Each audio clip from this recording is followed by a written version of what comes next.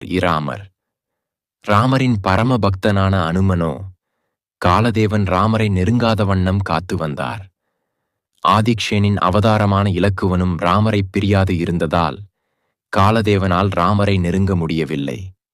அனுமனும் இலக்குவனும் தன்னுடன் இருந்தால் தன் எண்ணம் ஈடேறாது என்று உணர்ந்தார் ராமர். ஒரு நாள் ராமர் தன் மோதிரத்தை தரையிலிருந்த ஒரு விரிசலில் நழுவ விட அம்மோதிரம் உள்ளே விழுந்தது.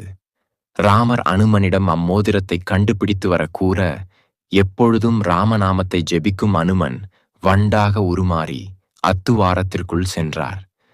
உள்ளே சென்ற பின்புதான் அனுமனுக்குத் தெரிந்தது தான் வந்தது நாகலோகம் என்று.